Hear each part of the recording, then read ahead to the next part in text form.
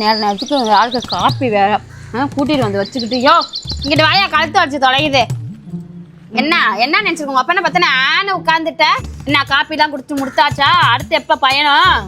அம்மா ஒரு 10 நாள் தங்கிட்டு போலாம் தான் வந்து. 10 நாள் அவர் எதுக்கு இப்ப இங்க தங்குறாரா?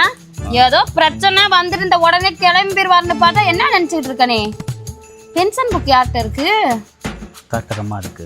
ஓ பென்ஷன் புக் அவ வச்சுக்குவா, அவங்க அப்பங்காரனே இங்க தள்ளிடுவாக்கும். உங்க அப்பா திங்கிற தீனி எவ்வளவுன்னு தெரியுமா? சட்டி சோறு தின்னுவான். அவனுக்கு ஆக்கி போடதான் என்ன கட்டி வச்சாங்களா? மரியாதையா கொண்டு போய் விட்டுட்டு வந்துரு உங்க அக்கா வீட்டுல. பென்ஷன் மனை வாங்குறவளே வச்சு பாக்கட்டும். நீ சம்பாதிக்கிற சம்பாத்திய வாடகைக்கும் கரண்ட் பில்லுக்குமே பத்தல. அது எப்படிமா? என்னைய நம்பிதானமா வந்திருக்காரு. அவ அக்காக்காரி பண்ணி உரட்டி விட்டால, அதே மாதிரி நீ போய் விரட்டி விட்டு வாப்போ. 1000 தான் இருந்தாலும் நான் தானமா எங்க அப்பாவை பாத்துக்கணும். அப்ப நீனும் உங்க அப்பனோட சேர்ந்துட்டு வெளில போ. இப்ப கிளம்புறியா என்ன? உங்க அப்பா இங்க நிக்க கூடாது. நின்றா எனக்கு ஆத்திரம் தான் ஒரு மரியாதையா போயிரு. என்ன டென்ஷன் ஆகி பாரு, நீ எதுவும் டென்ஷன் ஆகாதம்மா.